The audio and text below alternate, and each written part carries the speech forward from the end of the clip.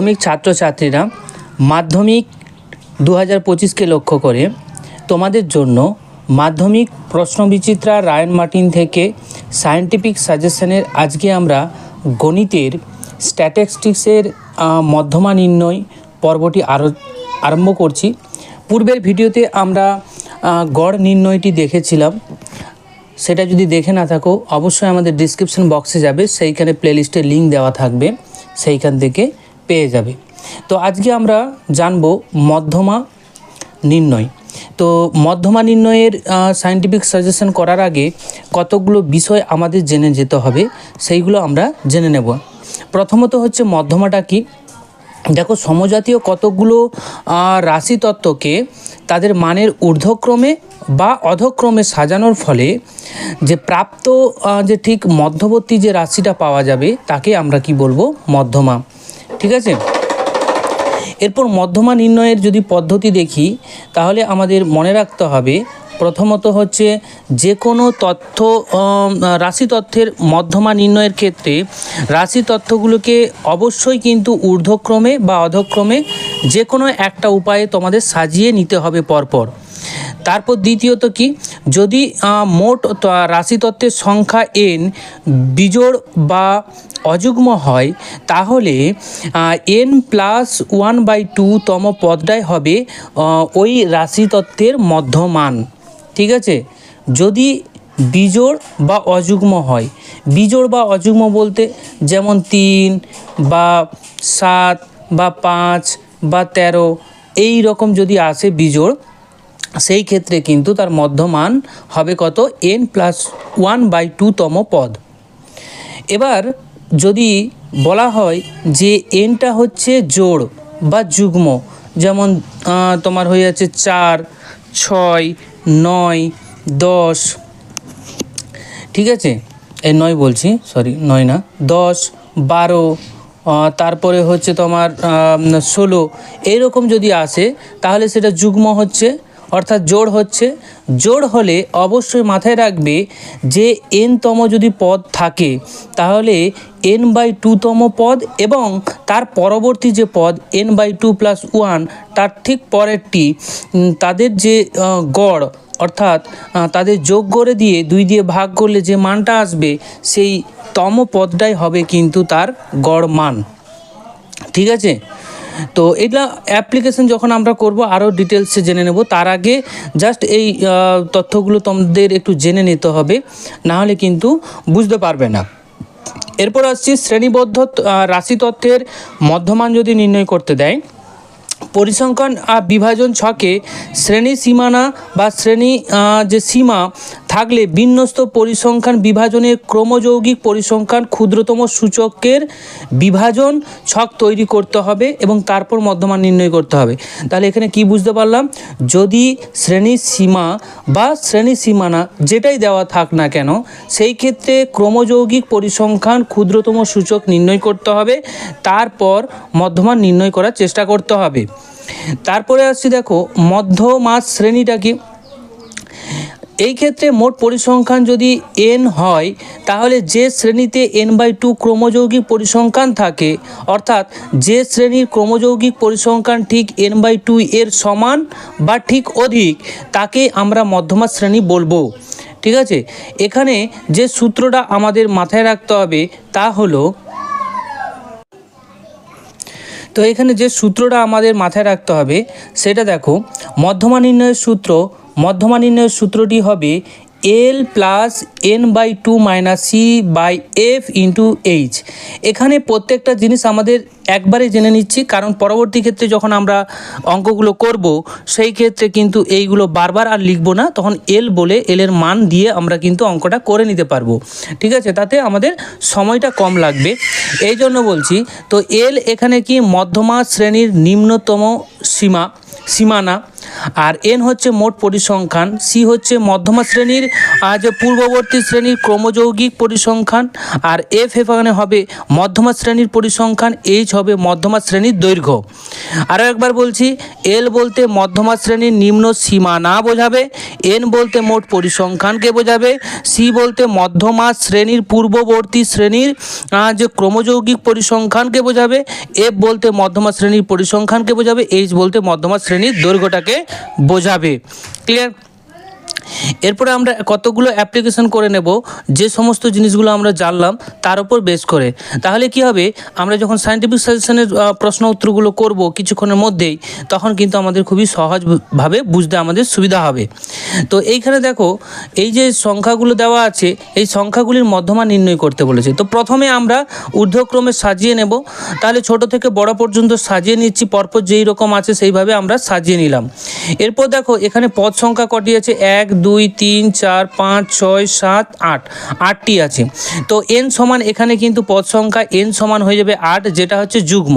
আর যুগ্ম হলে আমরা বলেছি যে যুগ্ম হলে মধ্যমান হবে n/2 তম পদ এবং তার ঠিক পরের পদ n/2 + 1 তম পদের যে সমষ্টি করে তার যদি আমরা গড় নিই, সেই তম পদটাই হবে।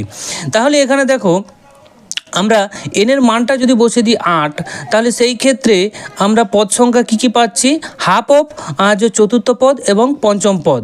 তাহলে চতুর্থ পদ যেটা হবে তার মানটা আমরা এখানে পেয়ে যাচ্ছি 26।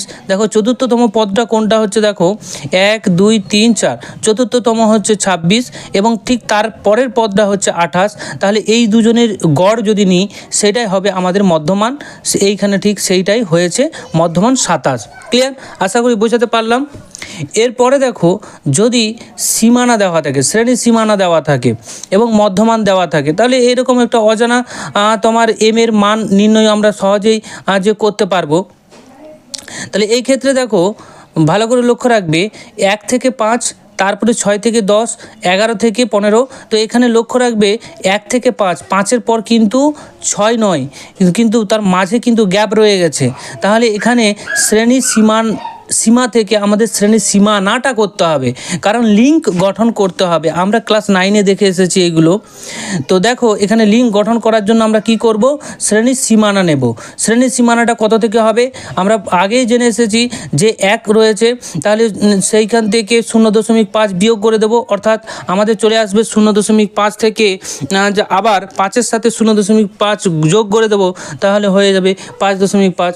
আবার একই রকমভাবে 6-এর থেকে যে 0.5 বিয়োগ করে দিলে 5.5, আবার 10-এর সাথে 0.5 যোগ করে দিলে 10.5। তাহলে এখানে একটা লিঙ্ক গঠন হচ্ছে। দেখো শেষে যেটা হচ্ছে 5.5, আবার শুরু হচ্ছে 5.5, শেষ হচ্ছে 10.5, আবার শুরু হচ্ছে 10.5। এইভাবে কিন্তু লিঙ্ক গঠন করে নিয়েছি, অর্থাৎ শ্রেণীর সীমানা আমরা করে নিলাম। এবার যে পরিসংখ্যানগুলো দেওয়া আছে সেইগুলো প্রত্যেকটা আমরা লিখে দেবো, যেই রকম আমাদের প্রশ্নে দেওয়া আছে। এরপর যেটা করতে হবে, ক্রমযৌগিক পরিসংখ্যান করতে হবে ক্ষুদ্রতম সূচক। যেহেতু ক্ষুদ্রতম সূচকের কথা বলেছে, তাহলে প্রথমেই যে পরিসংখ্যানটা থাকবে সেটা আমরা লিখে দেব। তারপরে যে পরিসংখ্যানটা আছে 3, 3-এর সাথে আমাদের যে প্রথমে যে পরিসংখ্যান ছিল 2, তাতে যোগ করে দেব।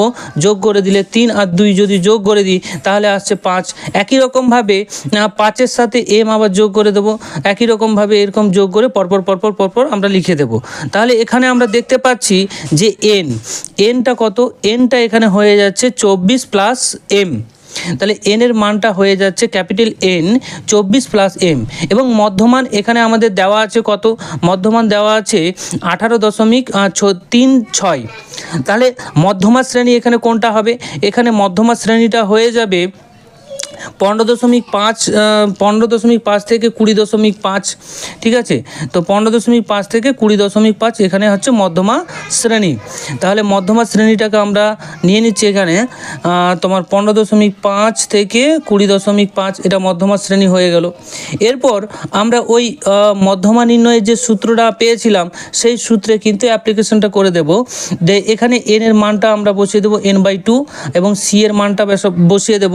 তো এখানে সি এর মানটা যেটা এসছে, দেখো সিটা হয়ে যাবে তোমার এখানে 24 বলছি 5 প্লাস এম।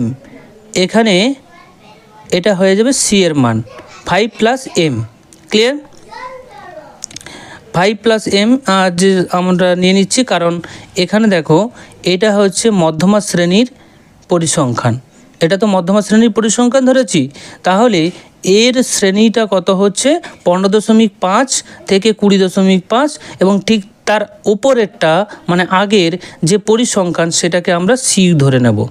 ঠিক আছে, তাহলে সি ধরে নিলাম, সি এর মানটা বসাবো এবং এফ এন এর মানটা বসাবো। এফ এর মান ফ্রিকোয়েন্সি কত, মধ্যমা শ্রেণীর পরিসংখ্যানেরটা কত হয়ে যাচ্ছে, এখানে দেখো মধ্যমা শ্রেণীর যে পরিসংখ্যান সেটা হয়ে যাচ্ছে 7, তাহলে 7 বসিয়ে দেবো এফ এর মান।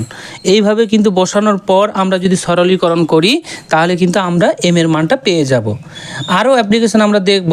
তো প্রিয় ছাত্রছাত্রীরা, তোমাদের জন্য একটি ঘোষণা, দেখো আমরা মাধ্যমিক 2025-এর জন্য পিডিএফ পেড গ্রুপ একটা চালু করেছি, যেখানে এবিটিএ টেস্ট পেপার 2025 এবং পর্ষদের টেস্ট পেপার 2025 প্রতিটি সেটের প্রতিটি প্রশ্নের উত্তর সম্পূর্ণ ব্যাখ্যা সহ পিডিএফ আমরা আলোচনা করব এবং সেটা তোমাদের প্রোভাইড করা হবে পিডিএফ আকারে। গণিত, ভৌত বিজ্ঞান এবং জীবন বিজ্ঞানের, এবং তার সাথে সাথে প্রত্যেকটি অধ্যায়ের সাজেশন এবং তার সাথে সাথে মক টেস্টের কিছু পিডিএফ অবশ্যই তোমাদের প্রোভাইড করা হবে মাত্র 300 টাকার বিনিময়ে। বিস্তারিত জানার জন্য আমাদের এই হোয়াটসঅ্যাপ নাম্বার দুটোতে তোমরা চ্যাট করতে পারো। এরপরে চলে আসছি সায়েন্টিফিক সাজেশনের যে সমস্ত প্রশ্নগুলো রয়েছে সেইগুলোর আমরা একটা একটা করে উত্তর দেখে নেব। ঠিক আছে, প্রত্যেকটারই উত্তর আমরা এখানে দেখে নেব, সমস্যা নেই।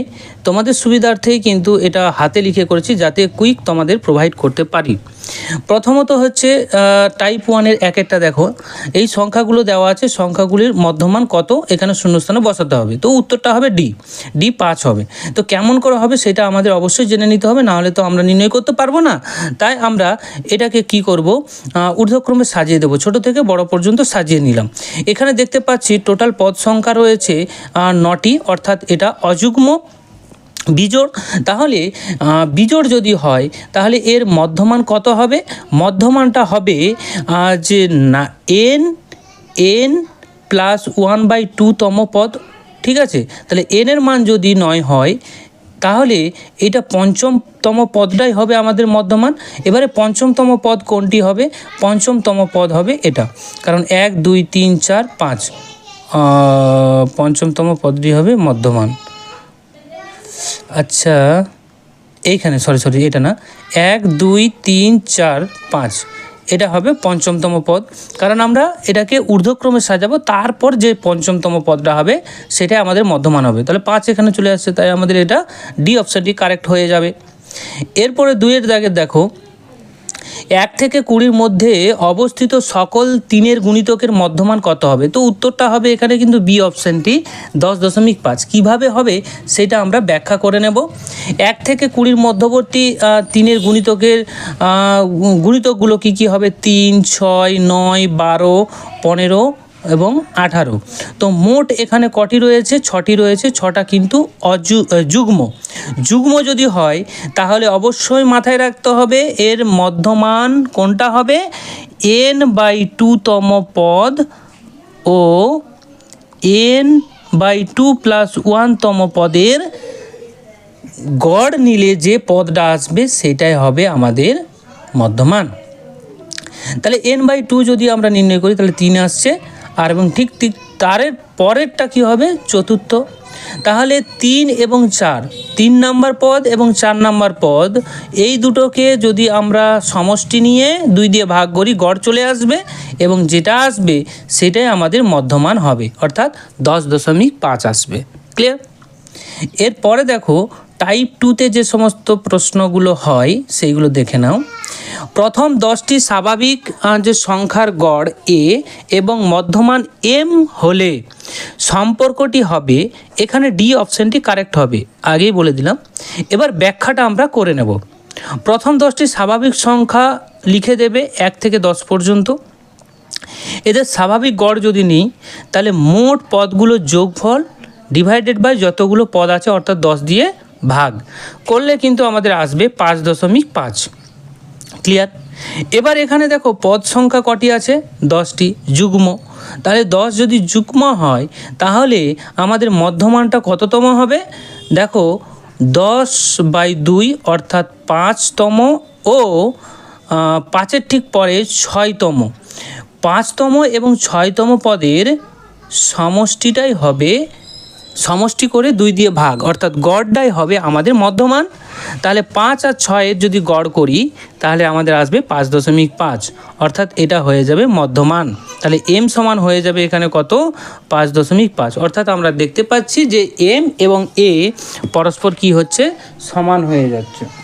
আর সমান যদি হয়ে যায় তাহলে আমাদের উত্তরটা হয়ে গেল, তাই না? ডি অপশনে যেটা রয়েছে সেটা আমাদের কারেক্ট উত্তর হয়ে যাবে। এরপরে দেখো টাইপ 2 মধ্যমা নির্ণয় কিভাবে করব। এখানে 2, 3, 4, 5 তথ্যটির মধ্যমান কত হবে, শূন্যস্থান আছে, তো এখানে উত্তর হবে 3.5। কীভাবে হবে দেখো, এখানে পদ সংখ্যা 4 যুগ্ম আসছে, অর্থাৎ এখানে 4/2 যদি 4/2 করলে 2তম পদ এবং তার ঠিক পরের যে পদ 3তম পদের যে গড় যদি আমরা নিই সেটা হবে তার মধ্যমান। তাহলে এখানে 2তম পদ 3 এবং 3তম পদ 4, 4 এবং 3-এর যদি গড় নিই তাহলে 3.5 আসে, যেটা আমাদের এখানে মধ্যমান হবে। এরপর 2-এর দাগের দেখো এটাও শূন্যস্থান পূরণ। তো এই ক্ষেত্রে আমরা প্রথমে আগে ঊর্ধ্বক্রমে সাজিয়ে নেব ছোট থেকে বড় এবং দেখব পদ সংখ্যা কটি, 8টি রয়েছে। একই রকমভাবে যুগ্ম যেহেতু হয়েছে একই রকমভাবে তোমরা করতে পারো। তাহলে এখানে দেখতে পাচ্ছি 4তম পদ এবং 5তম পদের গড় যদি নিই সেটা হবে মধ্যমা। তাহলে 4তম পদ হচ্ছে 11 এবং ঠিক তার পরের 5তম পদ হচ্ছে 11, দুটো যোগ করে 2 দিয়ে ভাগ করলে 11 আসছে আমাদের এখানে উত্তর, যেটা হচ্ছে মধ্যমা। আশা করি এতক্ষণে তোমরা বুঝতে পেরে গেছো, তাই না? আবার একই রকমভাবে এই বছর দেওয়া আছে, কিছু ছাত্রছাত্রীর বয়স দেওয়া আছে, এদের মধ্যমান বলেছে। তো প্রথমে ছোট থেকে বড় সাজিয়ে নেব, তারপর কটা পদ আছে দেখে নেব। এখানে যেহেতু অযুগ্ম আছে তাহলে n+1 n/2 + 1 এইতম পদটাই হবে তার মধ্যমান, তাই না? তাহলে এখানে চতুর্থতম পদটাই হয়ে যাবে এর মধ্যমান। তাহলে এখানে চতুর্থ পদটা বলতে বলছি 10, তাহলে এখানে সঠিক উত্তর হবে 10 বছর। এরপরে দেখো 4-এর দাগে যেটা রয়েছে একদম x1 x2 থেকে x100 পর্যন্ত এদের ঊর্ধ্বক্রমে সাজাবে। সাজানোর পর এদের পদ সংখ্যা কটা হবে, 100টা হবে, যেটা যুগ্ম। এবার যেহেতু যুগ্ম হয়েছে n/2 এবং তার ঠিক পরের যে পদটা, তাহলে n/2 করলে 50তম পদ এবং 51তম পদ এর গড় যদি নিই তাহলে সেটা হবে আমাদের মধ্যমান। তাহলে 50তম এবং 51তম পদের গড় যদি নিই সেটা হয়ে যাবে আমাদের মধ্যমান। ক্লিয়ার? এরপর মধ্যমার প্রয়োগ দিয়ে টাইপ 3 যে প্রশ্নগুলো রয়েছে, তো এখানে x+4 এখানে এক্সের মানটা বের করতে হবে। পরপর সাজিয়ে দিলাম। 8তম রয়েছে পদ সংখ্যা রয়েছে 8, তাহলে যুগ্ম হলে আমরা বললাম যে n/2 এবং ঠিক তার পরের যে পদটি সেটা হবে তার যে গড় সেটা হবে তার মধ্যমান। তাহলে এখানে চতুর্থ এবং পঞ্চম পদের গড় মান যদি নিই সেটা হয়ে যাবে মধ্যমান, এবং মধ্যমার মানটা আমাদের 24 দেওয়া আছে, তাহলে তার সাথে আমরা সমান করে দেব। করে দিলে আমাদের এক্সের মান এখানে পেয়ে যাব 27, যেটা আমাদের এখানে উত্তর হবে। এরপর সত্য মিথ্যা টাইপ 1-এরটা দেখো 3-এর দাগের, যদি n যুগ্ম হয় তবে মধ্যমান হবে n/2তম ও n/2 -1তম পর্যবেক্ষণের গড়। এটা কিন্তু মিথ্যে হবে, কারণ এখানে কিন্তু এই যে n/2 + 1 হবে, ঠিক আছে? তো এটাই হবে তার পর্যবেক্ষণের গড়। এরপর যে টাইপ 2-তে দেখো যে সংখ্যাটা দেওয়া আছে সেই অনুযায়ী এই বিবৃতিটি মিথ্যে হবে, কারণ সংখ্যাটা যদি আমরা করি তাহলে এটা অযুগ্ম আসছে। অযুগ্ম আসা মানে n+1/2 তম পদটাই হবে তার মধ্যমান। তো এটা যদি আমরা করি n-এর মান বসিয়ে 7, তাহলে এটা চতুর্থতম পদ হবে এবং চতুর্থতম পদটা হবে 9, যেটা আমাদের মধ্যমান হবে। কিন্তু এখানে 10 দেওয়া আছে তাই এটা ভুল হয়ে যাবে, অর্থাৎ মিথ্যে হবে। এরপর সংক্ষিপ্ত উত্তর ভিত্তিক প্রশ্ন তো এইখানে দেখো এক্সের মানটা আমাদের নির্ণয় করতে হবে। ঊর্ধ্বক্রমে সাজানো আছে, তো প্রথম থেকেই সাজানো আছে একদম ছোট থেকে বড় পর্যন্ত। পদ সংখ্যা কটি আছে আমরা নির্ণয় করলাম, দেখলাম যে 9টি রয়েছে অযুগ্ম। তাহলে n+1/2 তম পদটা আমাদের মধ্যমান হবে। তো n+1/2 অর্থাৎ n এর মান যদি 9 বসাই তাহলে আমাদের এখানে মধ্যমা পদটা হবে পঞ্চমতম। আর পঞ্চমতম পদটা এখানে কোনটি? পঞ্চমতম পদটা হয়ে যাবে এখানে 1 2 3 4 5 অর্থাৎ x+4। তাহলে x+4 সমান আমাদের এখানে প্রশ্নে দেওয়া আছে 24। তাহলে 24 বসিয়ে দিলে এক্সের মান আমরা পেয়ে যাব 20। ঠিক আছে। এরপর দেখো টাইপ 2, ঊর্ধ্বক্রমে সাজানো আছে, এক্সের মান বের করতে বলেছে। তো এখানে পদ সংখ্যা কটি? 6টি আসছে যুগ্ম।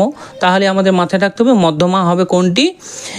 n/2 তম পদ এবং তার ঠিক পরের n/2 + 1 তম পদের যে যোগফল সেটাকে 2 দিয়ে যদি ভাগ করি অর্থাৎ গড় নিই তাহলে মধ্যমান আসবে। ঠিক আছে। তাহলে n এর মান যদি আমরা বসিয়ে দিই 6, তাহলে আমরা দেখতে পাচ্ছি 3তম পদ এবং 4তম পদ। 3তম পদ বলতে 10, 4তম পদ বলতে 12। এদের সমষ্টি নিয়ে 2 দিয়ে যদি আমরা ভাগ করি তাহলে কিন্তু আমাদের এখানে মধ্যমান চলে আসবে। তো মধ্যমান এখানে চলে আসবে 11। এবার যদি বলা হয় গড় মান কত হবে? গড় মানটা দেখো, টোটাল যে পদগুলো আছে তাদের সমষ্টি নেব এবং পদ সংখ্যা দিয়ে ভাগ করলে আসছে 49 + x/6। তাহলে এখানে আমাদের প্রশ্নানুসারে বলা আছে গড় মান এবং মধ্যমান সমান। তাহলে শর্তানুসারে আমরা বলে দিতে পারি গড় মান যেটা এলো 49 + x/6 সমান মধ্যমান 11। এইখান থেকে আমরা এক্সের মান পেয়ে যাব 17, যেটা আমাদের এখানে উত্তর হবে। এরপর দীর্ঘ উত্তরভিত্তিক প্রশ্ন চলে আসছি। তো এখানে ছক তোমাদের আঁকতে হবে। প্রথমেই টাইপ 1-এর 1-এর যে প্রশ্নটি রয়েছে, ওজনগুলো দেওয়া আছে প্রত্যেকের। ওজন কিগ্রাতে দেওয়া আছে, ছাত্র সংখ্যা দেওয়া আছে। তো সবকটার ওজন এবং ছাত্র সংখ্যা বলতে পরিসংখ্যান দেওয়া আছে, সবকটা বের করব। এরপর আমরা কি করব দেখো, ক্রমযৌগিক পরিসংখ্যান বের করব ক্ষুদ্রতর সূচক থেকে। তো প্রথমে যে তোমার পরিসংখ্যান দেওয়া আছে 4, তার সাথে কিন্তু পরবর্তীটা আবার কি হয়ে যাবে, যোগ হয়ে যাবে। তারপরে যে যোগফলটা আসবে সেটা আবার 8-এর সাথে যোগ হয়ে যাবে, আবার যে যোগফলটা আসবে সেটা আবার 14-এর সাথে যোগ হয়ে যাবে। এইভাবে কিন্তু করলাম। এরপরে দেখো এইখানে টোটালটা করার পর আমাদের এনটা কত আসবে? এন কিন্তু 70 আসছে। ক্লিয়ার? এবারে মধ্যমা শ্রেণীটাকে ধরার নিয়ম আছে, সেই নিয়মটা আমরা দেখে নেব। দেখো এখানে এন সমান কিন্তু 70, যেটা যুগ্ম আছে, অর্থাৎ n/2 তম পদ অর্থাৎ 35তম পর্যবেক্ষণটা কত আসছে? 35তম পর্যবেক্ষণটা আসছে কার মধ্যে? সেটা কিন্তু আসছে কিন্তু দেখো 35তম পর্যবেক্ষণটা এইখানে চলে আসছে, তাই না? অর্থাৎ যে 44-এর মধ্যে 32-এর ঠিক ওপরে এবং 44-এর ওই যে পরিসংখ্যানের মধ্যে আসছে।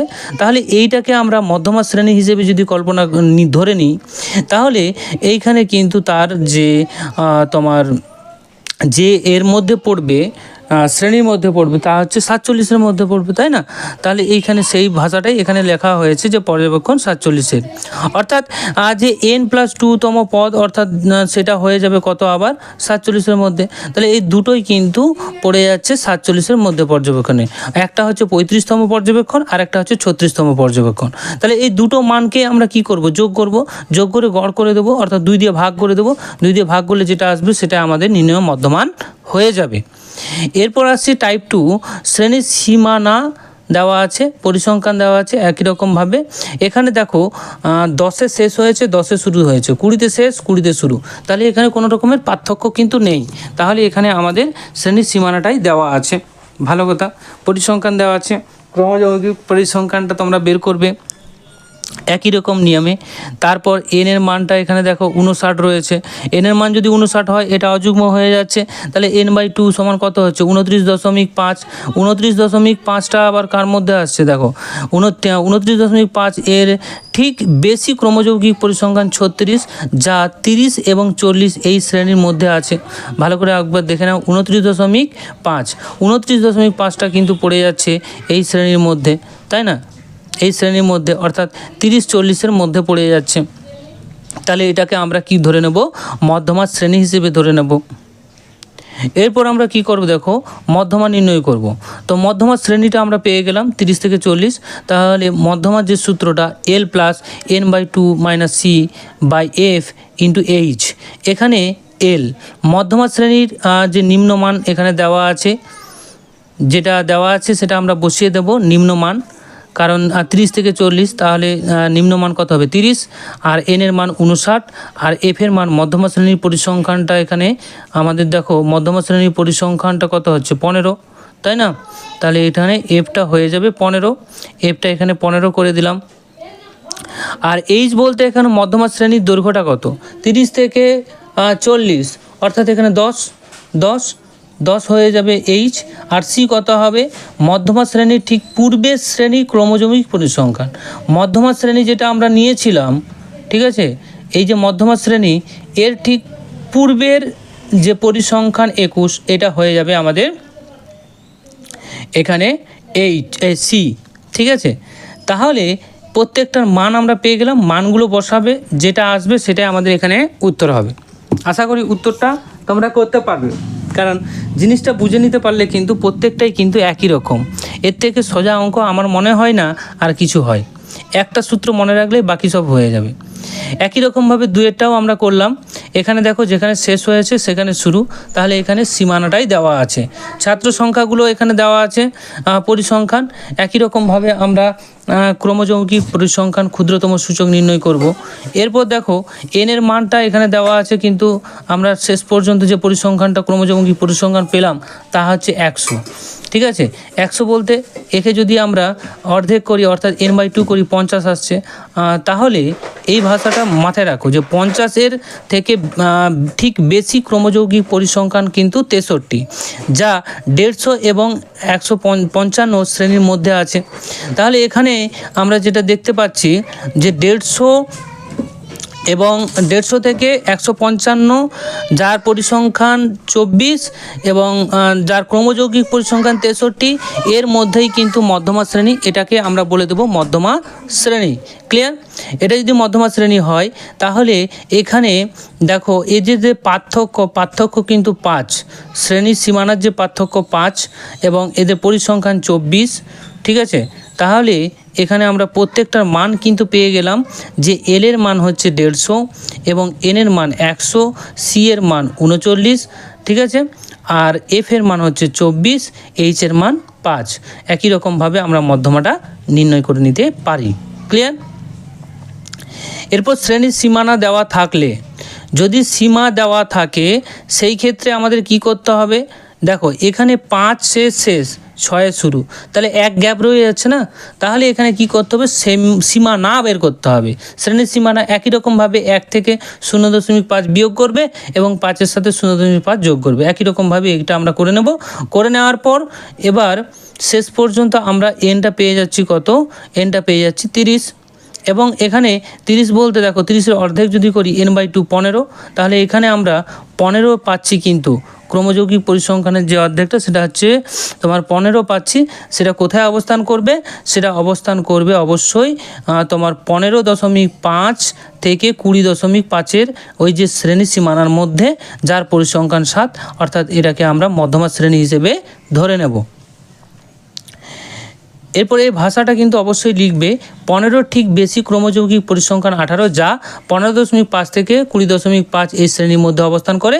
মধ্যমা শ্রেণী 15.5 থেকে 20.5। এবার যেগুলো দেওয়া আছে সেগুলো প্রত্যেকটা লিখে নেবে। ছকে যেটা দেওয়া আছে সেই ছক থেকে এল সমান হয়ে যাবে, অর্থাৎ মধ্যমা শ্রেণীর নিম্নমান 15.5 এবং এন মোট পরিসংখ্যান 30, আর এফ হচ্ছে মধ্য শ্রেণীর পরিসংখ্যান 7 এবং এইচ হচ্ছে মধ্যমা শ্রেণীর দৈর্ঘ্য 5।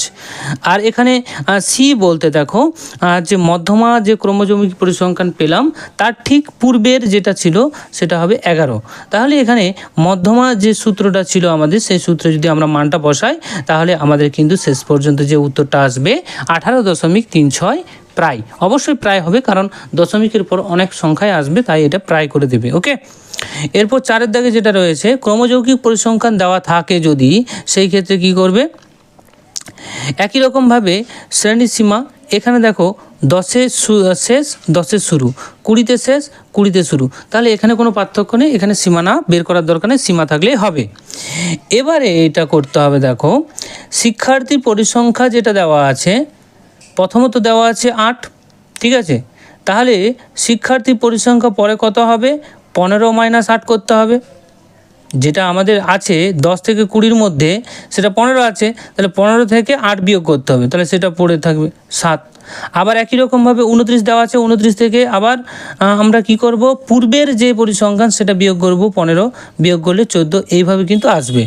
আর ক্রমযৌগিক পরিসংখ্যানের ক্ষেত্রে আমরা কি করব, একই রকমভাবে যেটা এলো 8, তারপরেরটা যেটা 7 এসছে 7-এর সাথে আবার 8 যোগ করে দেবো 15, আবার 14-র সাথে যোগ করে দেবো 15 যেটা এসেছিলো, সেটা এভাবে করতে থাকবো। এবং এনটা আমরা পেয়ে যাব, এখানে কত, এনটা পেয়ে যাব 70, অর্থাৎ এখানে আমরা দেখতে পাচ্ছি n/2 হচ্ছে 35। তাহলে আমরা এই ভাষাটি বলে দিতে পারি যে 35 এর ঠিক যে বেশি ক্রমযৌগিক পরিসংখ্যান 42, যা 30 এবং 40 শ্রেণীর মধ্যে আছে, তাহলে মধ্যমা শ্রেণী হবে 30 থেকে 40। তাহলে মধ্যমা শ্রেণী কোনটা হয়ে যাচ্ছে, 30 থেকে 40, অর্থাৎ এটা হয়ে যাবে মধ্যমা শ্রেণী। ওকে, এরপর আমরা এই ছকের থেকে আমরা পেয়ে যাচ্ছি এল এর মান 30, এন এর মান 70, এফ এর মান 13, এইচ এর মান 10 এবং সি এর মান 29। এবং মধ্যমা যে সূত্র, সেই সূত্রে আমরা মানটা বসিয়ে দেবো এবং শেষ পর্যন্ত আমরা ক্যালকুলেশনটা করে নেব, যেটা আসবে সেটা আমাদের এখানে উত্তর হয়ে যাবে। ক্লিয়ার? আশা করি বুঝতে পেরেছো। তো এই ছিল আজকে আমাদের ভিডিও। যদি ভালো লাগে থাকে অবশ্যই বন্ধুদের মধ্যে শেয়ার করবে, এবং আমাদের পিডিএফ পেড গ্রুপটা চালু হয়েছে তোমাদের সুবিধার্থে, পারলে জয়েন হয়ে যাও, খুবই উপকৃত হবে। যে সমস্ত ভিডিওগুলো করা হচ্ছে বা তার পিডিএফ তৈরি করা হচ্ছে, সেগুলো সবকটাই কিন্তু প্রত্যেক দিন দেওয়া হচ্ছে, সেইখান থেকে অনেকটা কাজ তোমাদের এগিয়ে থাকবে। পরবর্তীকালে যখন এবিটিএ এবং পর্ষদের টেস্ট পেপার বেরোবে, তখনও আবার পিডিএফগুলো তোমরা পেয়ে যাবে। দেখো অনেকটাই উপকৃত হবে। 300 টাকা দেখে ভয় পাওয়ার কোনো কারণ নেই, কারণ তোমার হাজার হাজার টাকা কিন্তু টিউশনিতে দিয়ে দাও, ঠিক আছে। প্রত্যেকটা টিউশনিতে 1000 করে হলে তোমাদের প্রত্যেক মাসে হচ্ছে 3টা সাবজেক্টের জন্য 3000। তো আমি তো 3000 নিচ্ছি না, মাত্র 300 টাকা নিচ্ছি, কেবলমাত্র ওই শিক্ষক মহাশয়দের পেমেন্ট দেওয়ার জন্য। যদি ভালো লাগে অবশ্যই জয়েন হয়ে যাও, তোমরাই উপকৃত হবে। আজকে এই পর্যন্তই, থ্যাংক ইউ।